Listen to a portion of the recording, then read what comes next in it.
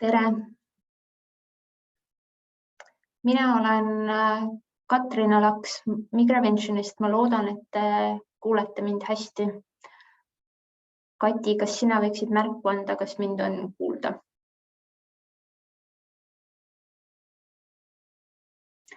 Super. Kuulen sind, Katrina. Väga hea. Ja. Mul on väga hea meel teid detsembrikuu jõulukuu alguses näha Migraventioni jõulukuu seminaris, kus me räägime nii olulisel teemal kui ravimite liigtarvitamisest põhjustatud peavalu. Ja mul on super hea meel tutvustada doktor Kati Brašinskit, kelle jaoks peavalud ja ravimite liigtarvitamisest põhjustatud peavalu on samamoodi hästi südamelähedane teema ja ta seda väga inimlikul moel on mitmel korral juba tutvustanud ja ma loodan, et meile ka täna tutvustab ja räägib. Enne kui ma Katil luban alustada, panen üles ühe küsimuse ja paluksin teil sellele vastata. Ja doktor Kati Brašinski on Tartu Ülikooli Kliinikumi neuroloog, teeb väga palju peavalu vastuvõttu, peavalu patsientidega väga palju kohtub ja migreeni ja teiste primaarsete peavalude äratundmises väga tugev on. Kati, sõna on sinul. Aitäh! Tere kõigile! Katrina juba rääkis, kes ma selline olen. Mina räägin teile siis ravimite liigtarvitamise peavalust täna.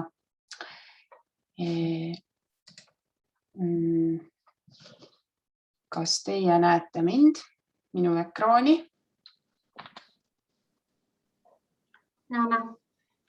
Suurepäraselt. Väga hea. Nii, aga hakkangi pikemata pihta, et räägin ravimite liigtarvitamisest tingitud peavalust. Mis see selline siis on? Millegi pärast ei taha slaid edasi minna.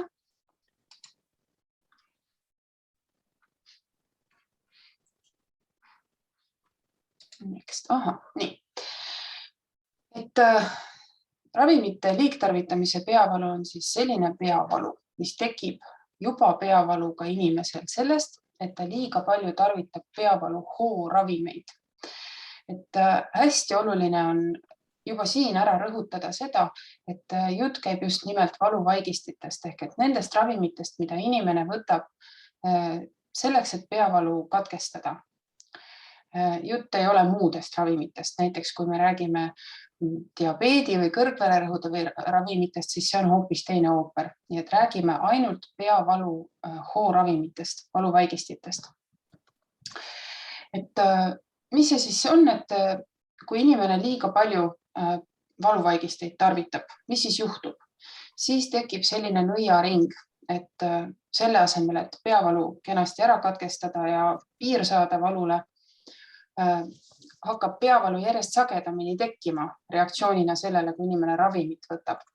Et kui peavalu on harv, siis kui harva peavalu korral võtta korralikult valuvaigistit, siis see on pigem positiivne, peavalu saab otsa, aga siis tekib mingi piir, kust üle võttes neid ravimeid hakkab hoopis vastupidine fenomen tekkima, et inimene võtab valuvaigisti selleks, et oma peavalust üle saada.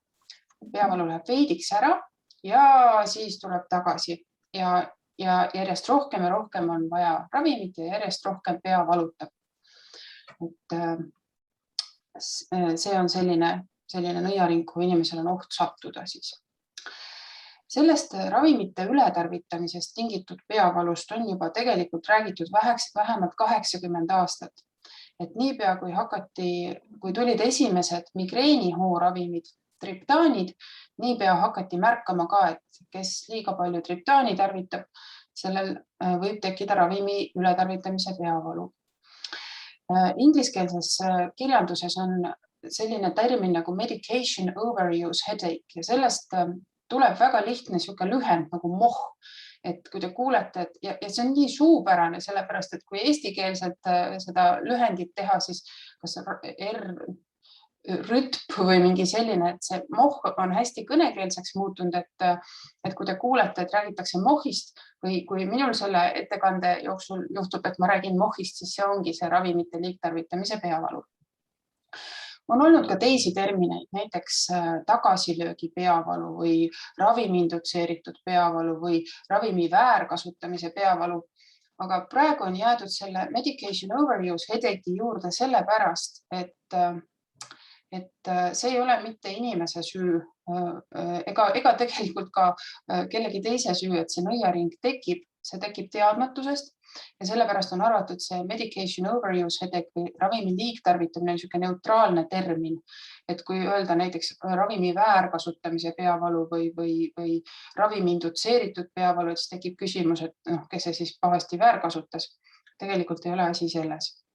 See on üsna loogiline, et inimene, kellel on valu, tahab valust lahti saada ja kui see inimene ei tea seda, et kui ravimeid liiga sageli tarvitada, et siis võib oht tulla, et peavalu läheb sagedasemaks, siis loomulikult inimene võtab seda ravimit ikka selleks, et seda peavalu ära lõpetada. Kuidas siis seda peavalu diagnoositakse? Tõin siin ära diagnoosikriteeriumid, mille järgi arstid seda diagnoosi panevad. Et tegelikult see diagnoosi panemine on ühest küljest üsna lihtne, sellepärast et sellel inimesel, kellel on ravimi liigtarvitamise peavalu, peab olema varasemalt juba mingi muu esmane peavalu olnud, näiteks migreen või pingetüüpi peavalu. See peavalu tekib siis, või õigemini seda peavalu saab diagnoosida siis, kui seda peavalu esineb üle 14 päeval kuus, vähemalt 3 kuud jutti. Ja kui on olnud ravimi liigtarvitamine, ehk et selle hooravimi liigtarvitamine samuti üle 3 kuu. Ja see, missugust ravimit, kui palju võib võtta, et vältida ravimi liigtarvitamist, sellest ma räägin edaspidi, on sellised kindlad piirid või kindlad kriteeriumid, et mõnda ravimit, kui võtta üle 10 päeval kuus, võib tekitada endale selle ravimi liigtarvitamise peavalu, mõnda teist ravimit üle 15 päeval kuus. Nagu ma ütlesin, siis see ravimi liigtarvitamise peavalu on sekundaarne peavalu. See tähendab, et ta tekib mingi muu peavalu pinnale või juurde. Et enamasti tõesti on see migreen. 80% mohi patsientidest on varasemalt olnud migreen. Aga on ka pingepeavaluga inimesi, kellel see tekib. Harvem muid peavalusündroome, näiteks posttraumaatiline peavalu võib olla all, enne kui tekib see ravimi liigtarvitamise peavalu. Või ka uus igapäevane püsipeavalu on selline üsna haruldane peavaluliik, millega koos see moh võib siis olla. Levimus, seda on uuritud, kui palju seda esineb ja see on väga laiades piirides kõigub, et Eestis arvatakse, et umbes 1,7% kogu täiskasvanud inimestest esineb seda peavalu. Võrdluseks migreeni on kuskil 17% täiskasvanud inimestest. Aga näiteks Venemaal on suisa 7,6% leitud, Iraanis 4,6%. On mitmeid teooriaid, miks see nii on. Kindlasti üks osa on sellest, et millised ravimid on kättesaadavamad inimestele, et need ravimid, mis on nagu sellised riskirohkemad, et Venemaal ilmselt saab neid paremini kätte. Seevastu kroonilise peavaluga inimestel, krooniline peavalu tähendab siis seda, et inimesel valutab pea üle pooltel päevadel kuus, sõltumata sellest, mis peavalu see on. Kroonilise peavaluga inimestel on seda ravimi liigtarvitamise peavalu isegi kuni 70%. Ja see on loogiline ka tegelikult. Missugune on see, mis see siis tähendab või mis see välja näeb, mis see tundub siis, kui see ravimi liigtarvitamise peavalu inimesel on? Et see sisuliselt tähendab seda, et see peavalu, mis oli ennem, migreen näiteks, ta ei ole mitte enam episooditi niimoodi, et peavalu episood, siis on mõni päev vaba või mõnel pikem, mõnel lühem periood vaba, siis tuleb uus peavalu episood, vaid see peavalu episoodid hakkavad nagu kokku sulama, tekib sihuke pidev peavalu, võib olla näiteks nii, et on niisugune foon peavalu, niisugune leebem, aga kogu aeg olemas ja siis selle foonil tekivad need varasemast juba tuttavad migreeni episoodideks. Et see ravimi liigtarvitamise peavalu on täpselt seda nägu, nagu see algne peavalu oli. Migreenikutel ta on nagu migreen, pingetüüpi peavaluga patsientidel ta näeb välja nagu pingetüüpi peavalu, lihtsalt see peavalu hakkab sagenema. Nii, klassifikatsioon on niisugune pikk lohisev sõna, aga lihtsalt öeldes siin on nüüd ära toodud need erinevad ravimite klassid, mis võivad seda ravimi liigtarvitamise peavalu tekitada. Tähelepanu võiks pöörata nendele punastele nimetustele, et klassifikatsioonid on alati sageli sellised hästi akuraatsed ja tahavad kõike lõpuni defineerida, aga põhimõtteliselt kasulik on siit meelde jätta need punased sõnad, et need on need ravimid, mis võivad ravimi liigtarvitamise peavalu esile kutsuda. No, ergotamiinist siin oli paar sõna juttu. Ergotamiin on nüüd ajalooline ravim, et ütleme, Lääne-Euroopas ja Eestis seda enam ei tarvitata migreeni vastu. Aga maailmas on veel, tema võib ravimi liigtarvitamise peavalu tekitada, samuti kõik need ülejäänud triptaanid, seal siis sumatriptaan, provatriptaan, need on migreeni, spetsiifilised migreeni hooravimid. Samamoodi paratsetamool, samamoodi aspiriin, see atsetüülsalitsüülhappe on aspiriin ja see kummaline lühend MSPVA, need on mittesteroidsed põletikuvastased ained. Sinna alla kuuluvad nüüd need tavalised valuvaigistid nagu ibuprofeen või ketoprofeen või dexketoprofeen või naproxen või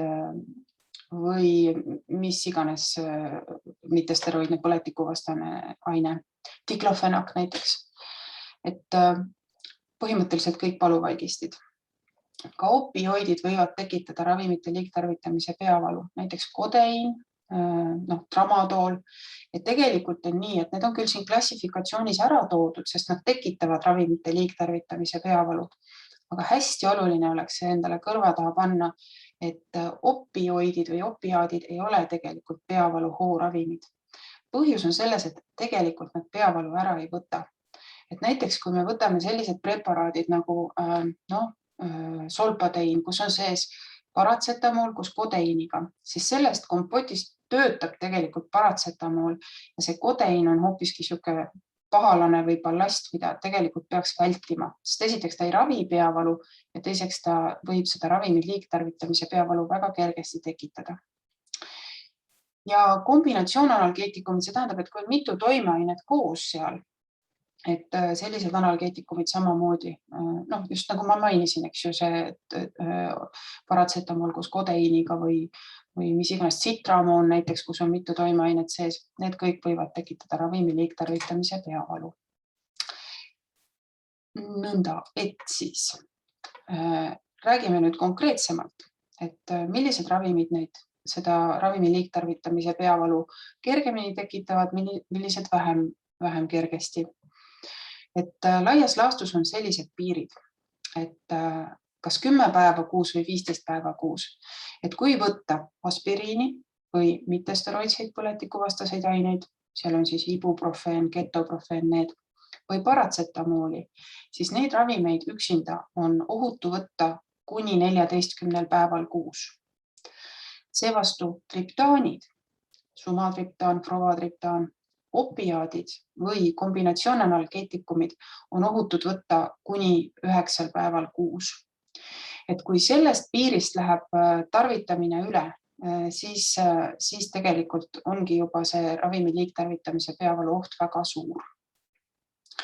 Ja nüüd selleks, et aru saada, kui sageli me ravimit tarvitame, selleks on hästi oluline inimesel pidada peavalupäevikut. Et peavalupäevik on, ma ei oska seda ära rõhutada, kui oluline see on. See on esiteks patsiendile või migreenikule või üldse peavalu ajal kannatajale oluline, et ta saaks aru, mis tema peavaluga toimub. Teistpidi on see jälle oluline nendele spetsialistidele, kes töötavad selle patsiendi heaolu nimel, nii peavaluarstile, peavaluõele, füsioterapeudile, psühholoogile, kellele iganes.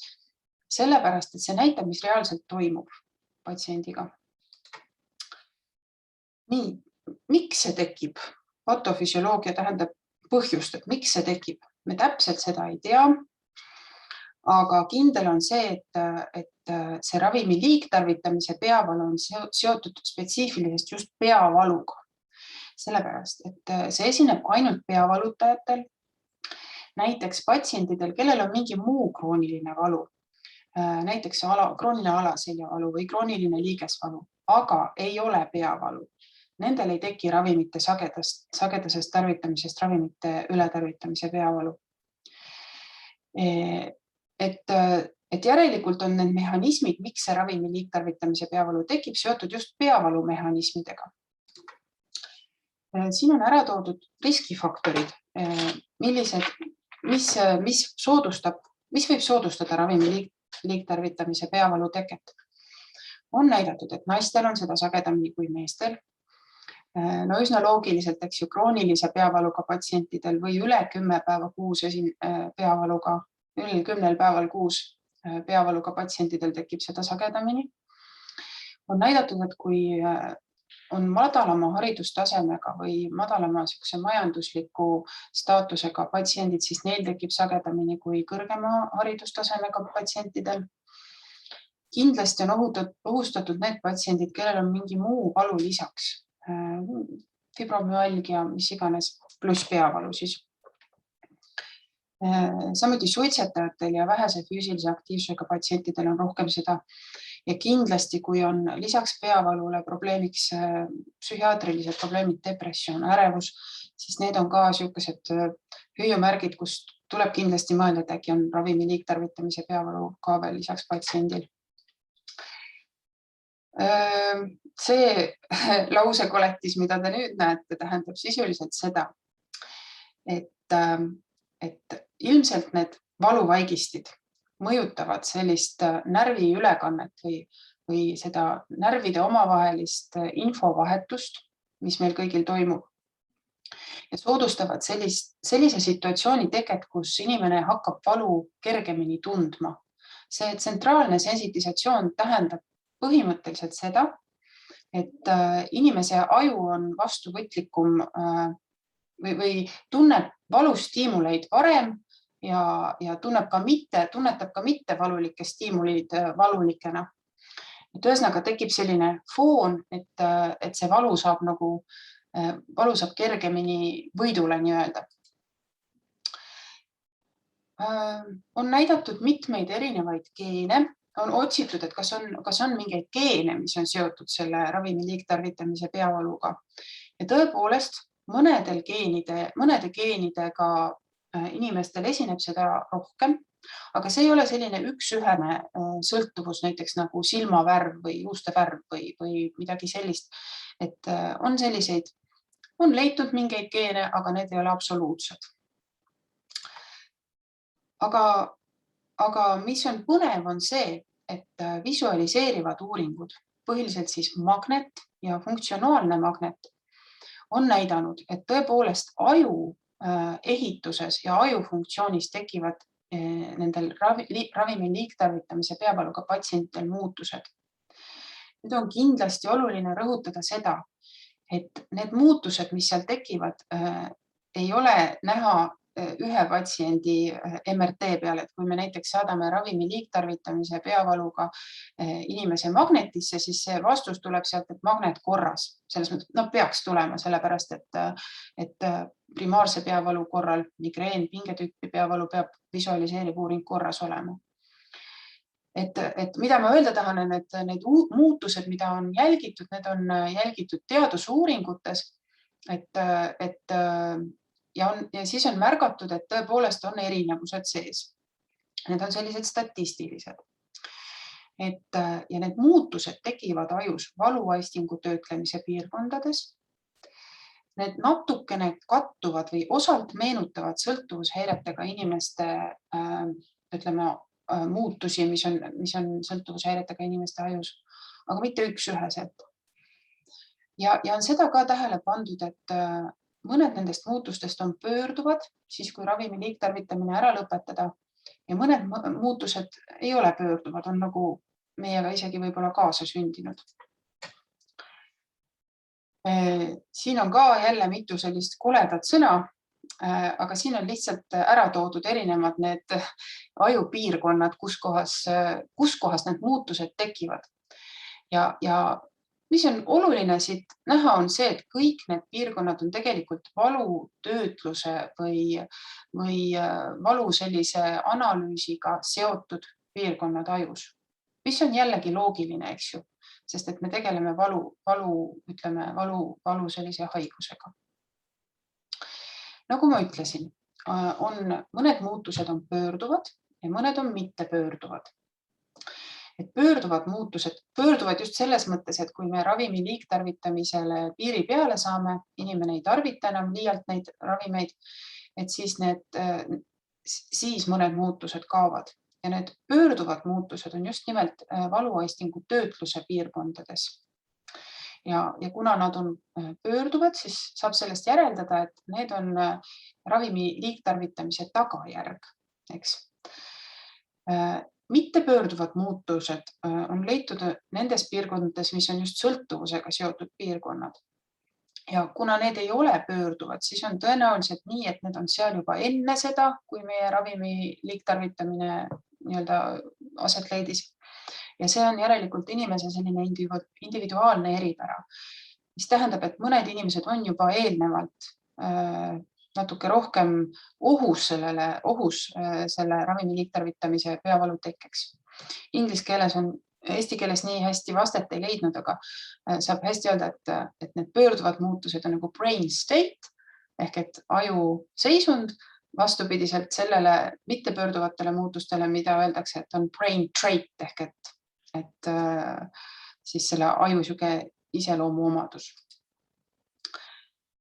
Et see on see, mida me laias laastus teame sellest ravimi liigtarvitamise peavalust või õigemini selle mehhanismidest, patofüsioloogiast, aga vastamata küsimusi on veel rohkem. Et see on sageli teaduses nii, et raiume ühe pea maha koletiselt ja sealt kasvab 5 tükki asemele. Et me ei tea tegelikult, et kas need muutused on seal ajus erinevate ravimklasside vahel erinevad või kõige põhilisem küsimus, miks nad üldse tekivad. Et kas see on ravimite otsene toime või on seal mingid muud faktorid veel lisaks, et need on kõik küsimused, millele me vastust otsime ja tegelikult see teadustöö on üsna õitsev ja mahukas, mida läbi viiakse praegu. Kõige olulisem selle teema juures on tegelikult teavitus ja ennetus, sest tegelikult on tegemist ennetatava haigusega, kui me räägime ravimi liigtarvitamise peavalust. Ma olen siia informatsioon punaseks tõmmanud, rasvaseks teinud ja 3 hüüumärki pandud, et see tegelikult ongi nii, et kui inimene teab, mis asi on ravimi liigtarvitamise peavalu, siis tal on lihtsam sellega võidelda või õigemini seda ennetada. Aga reaalsus on see, et tegelikult patsiendid peavaluhaiged ei tea, mis asi see ravimi liigtarvitamise peavalu on laias laastus. Et kui küsida, neid on uuritud ka neid inimeste nagu teadlikkust ja kui küsida, valdavalt patsiendid arvavad, et kõige hullemad kõrvaltoimed valuvaigistitel on kas siis maotrakti, verejooks või neeru või maksakahjustus, aga see, et on olemas mingi ravimi liigtarvitamise peavalu, see on üsna siukene üllatus enamasti. Ja tegelikult ideaalsed ennetajad oleksidki ju perearstid, apteekrid, kes pääsevad nagu inimesele ligi esmatasandil kõige rohkem, kes saavad siis nagu rääkida sellest ravimi liigtarvitamise peavalust, et hoiatada inimesi, et nad sinna nõiaringi ei satuks. Ja ka seda on uuritud ja tegelikult on ka ikkagi, ütleme, teadlikkus üldse, ka arstkonna seas on madal sellest ravimi liigtarvitamise peavalust. Et seal on tööpõld lai. Aga hea uudis on see, et harimine toimib. Et samamoodi nagu on seda teadlikkust uuritud, on uuritud ka seda, et kui inimesi harida, neile rääkida, mis asi on ravimi liigtarvitamise peavalu, siis see juba iseenesest aitab see teadlikkuse tõstmine. Et näiteks oli selline uuring 2011 oli see Norras tehtud uuring, võeti 109 peavalutajat, seal oli kroonilise peavaluga patsiendid koos ravimi liigtarvitamisega siis. ja andid neile niisugune lühike materjal ravimi liigtarvitamise kohta. Mitte midagi muud ei tehtud nendega, ei nõustutud ega midagi, lihtsalt anti see materjal. Ja 1,5 aastat peale seda, kui nad olid lugenud seda materjali, võeti nad uuesti kokku, vaadati läbi ja selgus, et nende keskmine peavalupäevade arv oli langenud oluliselt. Ja nähti, et üle 3/4 nendest patsientidest olid suutnud ravimi liigtarvitamise lõpetada.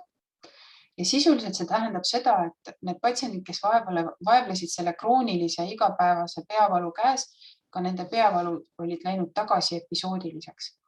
Et kui me tegeleme selle ravimi liigtarvitamise peavaluga, siis me tõesti, me ei ravi välja seda põhipõhjust, migreeni või kroonilist pingetüüpi peavalu, aga me säästame oluliselt inimese elukvaliteeti selle arvelt, et ta võidab peavalu vabasid päevi. On loomulikult situatsioone, kus see teavitus üksi jääb väheseks. Kui patsient on sattunud sellesse nõiaringi, kus ta juba tarvitab näiteks kombineeritud ravimeid, mitut ravimit korraga, või kui ta tarvitab opiaate või rahusteid, seda ma veel ei maininud varem, aga ka sellised ravimid nagu bensodiasepiinid, seal on sees diazepam või alprazolam, Xanax müüginimega. Rahustid samamoodi põhjustavad ravimi liigtarvitamise peavalu ja rahustite nende bensodiasepiinide piir on samamoodi 10 päeva. Et kui inimene võtab üle 10 päeval kuus näiteks Xanaxit, siis on üsna tõenäoline, et tal tekib ravimi liigtarvitamise peavalu. Kui inimesel on lisaks ka ärevus, depressioon, siis on ka raskem ravida neid patsiente, aga see ei ole täiesti võimatu. Ja mis on siis selle ravi? Ravimi liigtarvitamise peavalu ravi on eeskätt ületarvitamise või liigtarvitamise lõpetamine. Et seal on mitu etappi, kuidas võib läheneda, et esiteks loomulikult teavitada patsienti.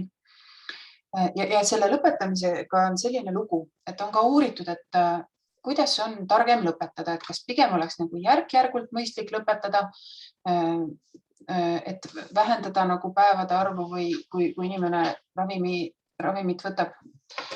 Või on lihtne teha niisugusel kirvemeetodil, et lõpetada ja kõik. Ja tegelikult uuringud on näidanud, et efektiivsem on see nii-öelda viikingi meetod, et ühel päeval võtan kätte ja rohkem ühtegi valuvaigistit ei tarvita. Põhimõtteliselt see tähendab võõrutust. Ja see võõrutus, see on raske, sellepärast, et ütleme 1-2 nädalat on inimesel väga vastik olla, sellepärast, et see peavalu läheb kontrolli alt ära, hakkab möllama nii-öelda. Ühesõnaga tekib peavalu, ägeneb, inimene võib ärevaks minna, võib tekkida iiveldus, oksendamine, et niisugune võõrutussümptomaatika võib tekkida. Aga kui inimene on vapper ja üle elab selle, siis on väga suur tõenäosus, et see peavalu läheb oluliselt harvemaks, muutub episoodiliseks, nagu ta varem oli ja nii saab sellest nagu üle. Et tõepoolest, et meie teeme ka niimoodi, et kõigepealt esimene etapp me üritame inimene üritab seda ise kodus teha. Et kui ta on aru saanud või kui me oleme rääkinud ära, mis asi see ravimi liigtarvitamine on, inimene on motiveeritud, kusjuures motivatsioon on ülioluline. Ilma selleta, et inimene tahaks liigtarvitamisest lahti saada, ei ole võimalik seda teha. Ühesõnaga, kui inimene on proovinud kodus seda teha ja tal ei õnnestu, siis me tõesti paneme patsiente ka haiglasse selleks, et meie saame, ideaalne oleks, kui saaks näiteks 2 nädalat inimest haiglas hoida ja aidata tal võõrutada. Meie Eesti tingimustes see nii 2 nädalat ei ole reaalne, aga nädalaks me umbes võtame patsiendi haiglasse ja põhimõtteliselt hoiame ta kätt ja ootame ja aitame teda selles mõttes, et ta saaks üle sellest raskest ajast. Ja tegelikult, nagu ma ütlesin, et kui me seda ravimi liigtarvitamise kõrvaldame, siis me iseenesest seda algset peavalu ju ei ravi. Et seal tuleb jälle teine asi, et tegelikult peab ka seda migreeni või pingetüüpi peavalu või mis iganes peavalu, mis alguses patsiendil oli, peab seda ka ravima. Ja kui inimesel on juba üle pooltel päevadel kuus peavalu, või ütleme sedasi, et kui inimene vajab üle 10 päeva kuus valuvaigistit, siis on tegelikult juba ammu aeg hakata patsiendile andma profülaktilist ravi ehk et seda peavalu peab ravima muul viisil kui ainult hooravimiga. Et seda tuleb ka vaadata või ütleme, et üks asi on vaja tegeleda MOH-iga või selle ravimi liigtarvitamise peavaluga, aga samal ajal paralleelselt me tegelikult peaksime ravima migreeni ka või pingetüüpi peavalu. Ja seal on erinevad valikud siis, kuidas seda teha. Ravi edukus on üsna suur. Uuritud on seda, et 50–70% saavad hakkama selle asjaga. On ka relapsid selles mõttes, et võib juhtuda, et inimene saab kenasti üle oma ravimi liigtarvitamisest. Peavalu läheb tagasi episoodiliseks ja siis mõne aja pärast jälle kuidagi hiilib tagasi see ravimi liigtarvitamine, et seda tuleb ka ette. Aga siis polegi muud kui uuesti jälle võõrutada. Nii, see on vist kõik, mis ma tahtsin öelda. Nii tore, Kati. Mina sain küll hästi palju targemaks ja meile on tulnud päris mitu küsimust ka ja ma arvan, et neid tuleb siin veel natuke juurde. Sa natuke rääkisid ka, aga ma palun sul üle korrata mõned asjad. Et kui on tegemist muu kroonilise valuga ja selle puhul tarvitada valuvaigisteid igapäevaselt, kas see võib mõjutada ka peavalu ja kas igal juhul või ainult nendel juhtudel, kui peavalu juba teema on, et kui mul on juba peavalu muidu olemas ja siis mul on mingi muu krooniline valu ka, siis minul võib MOH tekkida, aga kui mul peavalu muidu ei ole, siis mind ei tohiks MOH ähvardada. Ja täpselt seda ongi näidatud, et kui peavalu ei ole inimesel üldse, aga on mingisugune liigesvalu näiteks või seljavalu või mis iganes muu krooniline valu, siis sellisel juhul ei teki seda ravimi liigtarvitamise peavalu. Aga kui sellisel patsiendil, kes vajab või kellel on siis krooniline liigesvalu näiteks, ja tal on peavalu ka migreeni näol või pingetüüpi peavalu näol, siis sellisel juhul võib see peavalu küll sageneda ja võib tekkida see ravimi liigtarvitamise peavalu. Ja need patsiendid ongi üks päris raske kontingent sellepärast, et ega liigesvalu tõttu ta vajab ikka oma ravi. Ikka vajab ta seda seal kas mingite kuuridena või rohkem kui 15 päeval kuus. Ja nendega ongi siis nii, et tuleb teha case by case põhimõtteliselt, sest et kindlasti kui on probleem peavalu ja peavalu on sage, siis tuleb kindlasti profülaktilise ravi peale mõelda, eks ju. Et sellisel juhul me ei saa öelda, et nüüd on nii, et ära rohkem võta, sest et muidu pea valutab, et tühja neist liigestest. Et jah, on sellised juhud, kui inimene vajab tõesti rohkem kui 15 päeva või 10 päeva kuus ja siis me peamegi nuputama, et mis siis teha selle patsiendiga. Sest eesmärk on see, et elukvaliteet oleks hea, et inimene kannataks võimalikult vähe ja siis tuleb seal mõned valikud teha. Et sellele näiteks osteoporoosi või reumatoidartriidi valule lisaks ei tekiks veel MOH-i. Kui episoodilised migreenid niikuinii käivad, et see tundub selline keeruline lahendus, mida otsida ja seda peabki tegema ilmselt mitme spetsialisti koostöös lõpuks, et kõik korda saaks. Jah, nii on. Kas iseendal MOH-i diagnoosimisel ja võõrutamise proovimisel kodus ilma arstita on mingeid ohtusid ka? Mis sina arvad?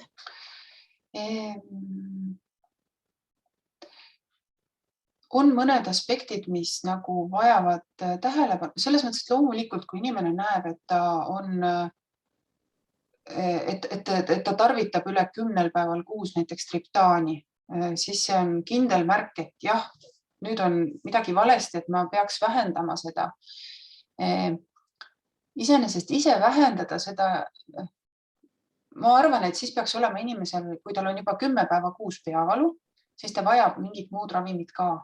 et ta vajab profülaktilist ravimit ka, et seda inimene ise ei saa endale määrata. Kui ta juba on profülaktilise ravi peal, siis ongi tegelikult see inimene ise, kes reguleerib seda, kui palju ta ravimit võtab. Et loomulikult see enesediagnoosimine on nagu okei sellisel juhul. Kui nüüd on mõned haigused ka, mis seda ravimi liigtarvitamise peavalu võivad nagu mimikeerida, selles mõttes, et ega kui näiteks patsiendil on migreen, siis see migreenik ei ole ka kaitstud selle eest, et tal tekib mingi muu haigus, mis ka peavaluna nagu avaldub. Et see ongi see koht, kus on tegelikult spetsialisti vaja, kes küsib selle, ütleme, kuulab patsiendi ära, vaatab üle, et ei oleks neid ohumärke selles mõttes, et kui peavaluarst peavalu diagnoosib, siis ta alati otsib selle inimese jutus või kaebustes nagu selliseid kohti, kus ta peab mõtlema, et äkki on mingi muu haigus siin all, eks ju. Et selle koha peal on see oht, et võib midagi maga magada. Et näiteks see ravimi liigtarvitamise peavalu kindlasti tekib aegamööda tasakesi hiilivalt, eks ju, et see ei ole nii, et üks päev hakkas pea valutama ja valutab iga jumala päev edasi. Et vot sellisel juhul peaks mõtlema, et see ei ole vist moh, eks. Et jah, või kui inimene on teadlik peavalutaja, ütleme niimoodi, ta on juba, ütleme, korra käinud võib-olla arsti juures, on saanud endale selle profülaktilise ravi peale ja siis ta jälgib ja enesediagnoosib ennast, siis see on okei. Aga kui inimesel, kui see on mingi, ma ütlen, et kui tekib mingi ohumärk või midagi sellist, et järsult tekib mingi peavalu või peavalu ei ole, või tekib mingi neuroloogiline lisa, mingisugune leid topeltnägemine või mida iganes, siis see enesediagnoosimine võib ohtlik veidi olla. Et tasuks ikkagi pöörduda vähemalt perearsti juurde enne kui alustada. Ja sellepärast, et üks siis on see, et ideaalis oleks see, et tegelikult ravimi liigtarvitamise peavalu oskaks perearst diagnoosida. See on muidugi praegu ütleme neuroloogide või peavaluspetsialistide töö, et tuleb ka perearste koolitada. Aga jah, põhimõtteliselt ja kui perearst jääb hätta, ta teeb e-konsultatsiooni näiteks või nii. Et jah, et kui inimesel ikkagi tõesti peavalu krooniliseks muutub ja sageneb, siis ta peaks nii ehk naa minema arsti juurde. Ta ei pea otse minema ju sinna neuroloogi juurde, et kui perearst saaks ka hakkama selle profülaktilise ravi määramisega, siis ma arvan, et oleks mõistlik käia ära arsti juures. Mida inimene ise selleks teha saab, et talle ravi määrata saaks ja teda paremini jälgida saaks? No ma arvan, et A ja B on kindlasti see peavalupäeviku pidamine või see on absoluutselt kindel, et kui te peavaluarsti juurde satute, siis teie käest küsitakse peavalupäevikut ja kui teil seda ette näidata ei ole, siis hakkab arst väga pindima ja juurdlema, et kuidas see ikka, mitu päeva see ikka teil pea valutas, et see on põhjusega nii, sellepärast, et selle järgi me määrame ravi, selle järgi me saame aru, kui tõsine lugu on, millist ravi on vaja määrata, et see on nagu A ja O. Ja lisaks see on patsiendile endale ka väga, see ongi tema põhiline abimees selles mõttes, et mitte ükski normaalne inimene ei mäleta, kui palju tal 3 kuud tagasi pea valutas, eks ju.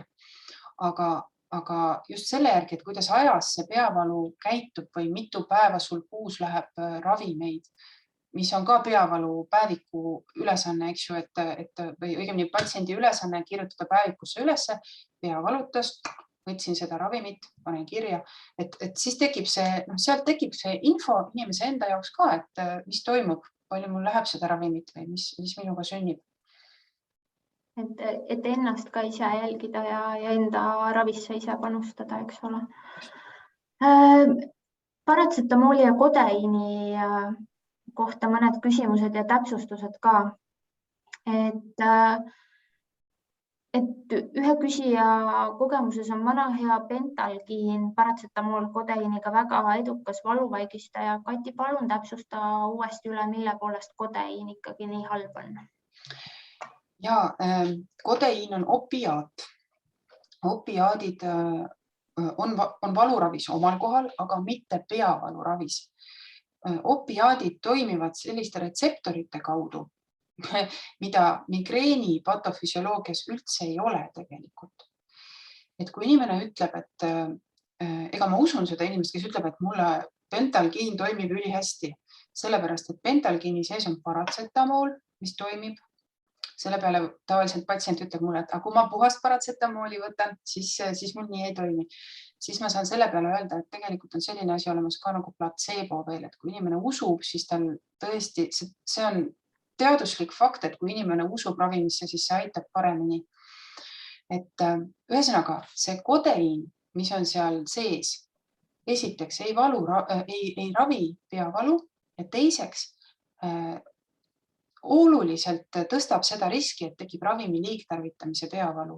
Et kui te mäletate seal selle ravimite tabeli juures ongi, et kodein on opiaat, et kui opiaati ehk kodeinile üle 9 päeval kuus võtta, siis see risk, et peavalu läheb krooniliseks, on oluliselt suurem. See on see. Et kui paratsetamooli üksinda võtta, siis see risk on mitmete päevade võrra madalam võrreldes sellega, kui võtta segatud ravimit ehk siis paratsetamooli koos kodeiiniga näiteks. Just, jah. Ja siin võib-olla see ka paras ära öelda, et see on täiesti, see kehtib kõikide peavalude kohta, et kui inimene otsustab, et nüüd on mul vaja võtta hooravimit, kui see otsus inimesel peas juba tekib, siis tuleb võtta adekvaatne doos. See tähendab seda, et siis ei tohi hakata jupitama, et ma võtan pool tabletti paratsetamooli või ma võtan pool tabletti ibuprofeeni. Ei tohi, sellepärast, et siis tekib siuke koera saba jupi kaupa raiumise fenomen ja lõpuks, see peavalu lihtsalt ei lähe ära selle poole tableti peale ja lõpuks see summaarne doos võib olla hoopis suurem või see peavalu muudkui venib ja venib. Et sellepärast ongi nii, et kui juba otsustate, et ma võtan nüüd tabletti, siis paratsetamooli tuleb võtta 1 gramm, 2 tabletti korraga. Ibuprofeeni doosid on seal, tõesti, kui 400 aitab inimesel, siis on väga hea, siis võib 400 võtta. Aga kui 400 enamasti ei aita, siis peaks võtma 600 kuni 800, et ei tohi nagu selles mõttes karta neid tundub suuremaid doose, aga tegelikult nad on efektiivsemad, kui nad korralikult korraga toimivad. Ja võib-olla sama tahaks öelda selle sumatriptaani kaitseks ka, et ma olen palju patsientide käest kuulnud sellist suhtumist või arvamust, et oi, et ütleme, et ma määran inimesele sumatriptaani migreeni vastu, siis ta tuleb mulle uuesti vastuvõtul, siis ütleb, et oi, ma seda kanget rohtu ei võtnud. Et see on jälle mõistetav hirm, inimene ei taha mingisuguseid kangeid rohtusid, aga tegelikult on nii, et sumatriptaan on õige ravim õige asja jaoks. Ja kui migreenik võtab sumatriptaani õigel ajal ehk oma peavalu alguses õiges doosis, siis see on ohutum, kui et ta võtab näiteks mingit ravimit, mis ei toimi rohkem ja rohkematel päevadel. Võt. Ma olen sinuga täiesti nõus ja me rääkisime sellest ka eelmisel seminaril doktor Alo-Reiner Lehestega, et jõudsime sinna, et pigem võtta hästi natuke rohkem korraga kui vähem ja pikema aja jooksul. Ja. Et siis need koguannused on lõpuks oluliselt väiksemad. Aga küsin sellise küsimuse, et kui lisaks hooravimitele on juures ka depressiooni ja ärevuse ravimid, siis kuidas sellisest ringist välja saada? Ilma ravimiteta ei saa ja ma saan aru, et küsijal on mohka teemaks. Ja, väga hea küsimus. Seal on nüüd niimoodi, et kui inimesel on peavalule lisaks depressioon või ärevus või koos mõlemad, siis on ülioluline ka seda depressiooni ja ärevust ravida. Sest et neid mõlemaid peab ravima nii psühhiaatrilist poolt kui peavalu. Sellepärast, et need on siukesed paarilised, et nad võivad, jällegi tekib siuke nõiaring, et nad soodustavad üksteist, nii et mõlemad peab ravima. Ärevust ja depressiooni ravitakse antidepressantidega. Antidepressandid ei ole rahustid, eks ju. See on üks teine väga levinud müüt, mis inimesi nagu painab ja kohutab ka, et kui rääkida näiteks sellest samast migreeni profülaktilisest või üldse ka pingetüüpi peavalu profülaktilisest ravist, siis üks ravimite klass, mida me kasutame, ongi antidepressandid. Kui ma ütlen inimesele, et nii, ma tahaksin teile profülaktilist ravimit määrata selleks, et teie peavalu sagedus oleks oluliselt vähem ja ma tahaksin määrata teile antidepressante, siis inimene tavaliselt ehmatab. Et issand, esimene ütlemine on see, et mul ei ole depressiooni, teine ütlemine on see, et ma ei taha sõltuvusse sattuda. Seal ongi nüüd see vahe. Antidepressandid on need ravimid, millega just ravitakse depressiooni ja ärevust, millega sõltuvus ei ole teema võrreldes rahustitega. Et millegipärast on niimoodi, et antidepressante kardetakse ja rahusteid süüakse nagu kuidagi kommi pähe. Et need samad Xanax ja diazepam ja valokordiin ja siuksed asjad, need on need ravimid, mis tekitavad sõltuvust. Ja neid ei tohiks võtta. Ja tegelikult, kui psühhiaatrid kirjutavad depressiooni ravimit, depressiooni või ärevuse ravimit, nad võivad lühiajaliselt kirjutada neid rahusteid, kui on tõesti väga raske mingi ärevushäire või nii. Aga see on jälle nagu, see peab olema kontrollitud või niimoodi, et ütleme vajadusel tähendab, ma ei tea, 2 korda kuus võtta, eks ju. Kui on mingi väga selline situatsioon, et on vaja seda rahustit võtta, see on ka okei. Aga põhiravi depressiooni ja ärevuse puhul on ikkagi antidepressandid ja need ravimid ei tekita ravimi liigtarvitamise peavalu. Vastupidi, osad antidepressandid on just nimelt, nagu ma ütlesin, peavalude profülaktikas esikohal. Seal on näiteks amitriptylliin, tuloxetin, venlafaxiin, neid me kasutame ka peavalu vastu. Et see on see seis. Et pigem soovitaks sellele konkreetsele inimesele ikkagi peavalu spetsialisti juurde pöördumist ja ravi ülevaatamist ja ka depressiooni ja ärevuse ravimite ülevaatamist koos oma spetsialistiga. Ja kindlasti siis on nii, et peavaluarst vaatab asjad üle ja kindlasti ütleb, et ja koostöö psühhiaatriga peab jätkuma, sellepärast, et peavaluarst oskab peavalu ravida, aga psühhiaater on õige mees ravima ärevust ja depressiooni. Ja nii see tõesti on. Et mõni ravi peab toimima mitme spetsialisti koostöös. Just. Suurepärane vastus, aga liigume küsimustega edasi, sellepärast, et meil hakkab varsti aeg lõppema. Kas triptaanil ja triptaanil on vahe ja kas mõnda triptaani võiks võtta tihedamini ka nõrgemaid triptaane, näiteks 50 milligrammist sumatriptaani võiks võtta sagedamini, kui ta aitab või on kõige tähtsam ikkagi päevade arv, millal lubatakse migreeniravimeid võtta? Ja, väga hea küsimus. Seal on nüüd nii, et selles mõttes ravimi liigtarvitamise seisukohast ei ole triptaanil ja triptaanil vahet. Et ikkagi jälle jõuame sinna sama kohta tagasi. Et kui inimesele 50 milligrammi sumatriptaani toimib nii, siis on targem võtta korraga 100. See me loeme, kui ravimi liigtarvitamist rääkides, me loeme päevi, me ei loe neid doose. Ehk et see tähendab seda, et kui ma võtan 8 päeval kuus 100 milligrammi sumatriptaani, siis see on ohutum, kui ma võtan, ma ei tea, 11 päeval kuus 25 milligrammi sumatriptaani. Et kindlasti loetakse päevi. Jällegi tuleb võtta see doos, mis toimib, eks. Ja teisest, ütleme jah, ravimi liigtarvitamise seisukohast ei ole vahet triptaanidel. On muus mõttes vahe, et tõesti võib olla nii, et üks triptaan toimib inimesele, teine ei toimi, eks. Et seal on see, et kui sumatriptaan sageli kirjutatakse esimesena, ta on niisugune etalonravim natukene ja ta on näiteks teada, et rasedad võivad sumatriptaani võtta, seda infot ei ole teiste triptaanide kohta näiteks. Et kui sumatriptaanist abi ei ole, siis sageli proovitakse provatriptaani või risatriptaani niimoodi, et nad natuke erinevad, ütleme selle toimeaja järgi ka, et provatriptaan on selline, mis on pikematoimelisem, aga hakkab natuke hiljem tööle. Sumatriptaan on jällegi, hakkab kiiremini tööle, aga toimekestus on lühem. Et selles võttes nad natukene ikka erinevad, aga ravimi liigtarvitamise seisukohast ei erine. Päevade arv, mis ees peab olema, on ikkagi 10. Ja pigem 9, sellepärast, et me hoiame ikkagi natukene madalamale. Kas opioidid ei toimu ka pingepeavalude patofüsioloogiasse?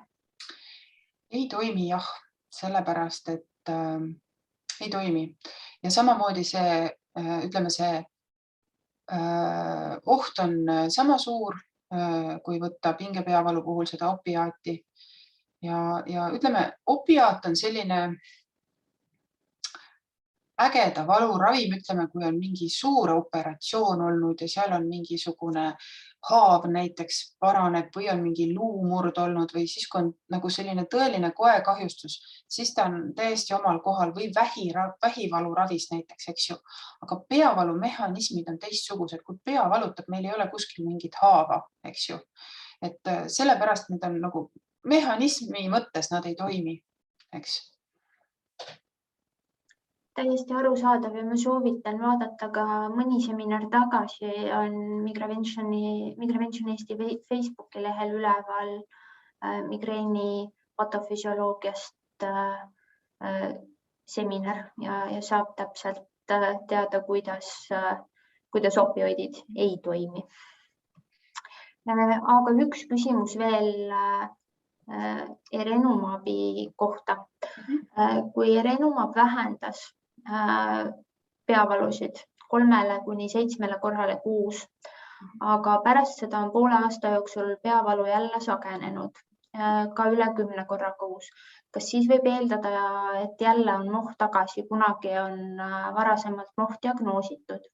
Ja mida siis teha, kui Erenumab, mis täna ei ole haigekassa poolt doteeritud, mis võiks alternatiiviks olla? Jah, seal on oluline öelda seda ka, et ravimi liigtarvitamise peavalu tekib ikkagi ainult siis, kui me ravimit liigtarvitame, eks ju. Teine asi on see, et migreen ise võib ka minna krooniliseks ilma ravimi liigtarvitamiseta. Et ütleme, et on ju need patsiendid ka, kes ei tarvitagi üle 10 päeva kuus, hoiavad seda piiri, aga nende pea ikka valutab seal 20 päeva kuus või nii. Et sellisel juhul on tegemist migreeni enda krooniliseks muutumisega, et ütleme, migreeni krooniliseks muutumisel on rohkem põhjuseid kui see ainult see, et võib olla ravimi liigtarvitamine ka. Et sellisel juhul, kui ütleme, inimesel oli Erenumabiga tõesti hea efekt, tal oli seal alla 10 päeva, 7 päeva kuus, eks, siis see näitab seda, et see Erenumab toimis selle migreeni vastu, eks. Kui nüüd inimene, kui ta lõpetab, siis läheb migreen jälle sagedamaks, eks, näitab, et toime on ära lõppenud. Kui nüüd on see situatsioon, mis on hästi sage minu patsientide seas, et lihtsalt ei ole jõudu, et iga kuu seda Erenumabi välja osta, siis tuleb ikkagi muu profülaktilise ravi peale mõelda. Ja see muu profülaktiline ravi on, eks ju, siis ilmselt vist doktor Leheste rääkis ehk eelmises seminaris, eks ju, on need osad vererõhuravimid, osad epilepsiavastased ravimid, osad antidepressandid, mida saab kasutada selleks, et langetada seda päevade arvu jälle. Ja tegelikult, kui on tõesti juba krooniline migreen ja on mõned ära proovitud, siis botox on ka üks variant, mida saab nüüd teha, mida haigekassa kompenseerib teatud tingimustel. Seal on üks ranged tingimused, aga põhimõtteliselt see on ka variant. Ehk siis ikkagi pöörduda esmalt perearstile ja siis neuroloogile tagasi, et saada jälle õige ravi endale peale. Suurepärane, aga Kati, me oleme jõudnud küsimustega ka ringi peale teha. Üks jäi vahele, ühe hästi kiiresti veel küsin. Miks enamus valuvaigisteid palavikku alandavad? Peavalu ajal on enamasti kehatemperatuur niikuinii väga madal ja pärast valuvaigiste tarbimist langeb veelgi. Ja see toimib selliste molekulide kaudu nagu prostaglandiinid. Et paratsetamol toimib veidi teistpidi. Ühesõnaga, paratsetamol toimib nii, et ta toimib hüpotaalamuse kaudu, kus meil on, ütleme siis, temperatuurikeskus või see osa ajust, mis reguleerib meie keha temperatuuri. Ja palavik tekib ju palavik on nagu organismi enda esile kutsutud reaktsioon selleks, et aktiveerida seda kaitset, aktiveerida erinevaid süsteeme, kaitsma meid haiguse vastu, tapmaks neid haigustekitajaid. Nüüd, ja selles mehhanismis on olulised prostaglandiinid, need on meie enda keha sees sünteesitud sellised ained, mis siis tõstavad seda keha temperatuuri. Ja need mittesteroidsed põletikuvastased ained ongi tsüklooksügenaaside inhibiitorid, mis tähendab seda, et nad põhimõtteliselt takistavad nende prostaglandiinide tekkimist kehas. Ja siis prostaglandiinid ei tõsta seda temperatuuri ja nii see palavik alaneb. Et seal on see mehhanism. Aga inimesel, kellel ei ole palavikku, ei tohiks tekkida, või ütleme, meditsiinis on väga raske öelda alati 100%, et nii ei ole, eks ju, aga valdavalt see kehatemperatuur ei muutu. See ei tähenda, et nüüd võtan valuvaigisti või selle palavikualandaja sisse ja siis nüüd kehatemperatuur läheb alla normi. Nii see ei ole. Nii. Aitäh, Kati. Sinuga oli nii mõnus vestelda nii tõsisel teemal, kui seda on ravimite liigtarvitamine. Ma postitan kohe viimase küsimuse, kui mul õnnestub see, et me kõik saaksime veel vastata ühele küsimusele. Ja tänan sind südamest selle eest, et sa tegid seda, mis on kõige olulisem ravimite liigtarvitamise teema puhul, õpetasid. Mina tänan võimaluse eest. Ma loodan, et meil on võimalus anda veel seda võimalust. Okei. Aitäh. Ja nagu tagasiside tundub olevat, on see, et kõik said liigtarvitamise osas uusi teadmisi. Nii et ma tänan kõiki kuulajaid. Teiega oli sellel jõulukuu õhtupoolikul väga-väga tore ja kohtume jälle jaanuaris. Info tuleb juba varsti. Aitäh teile!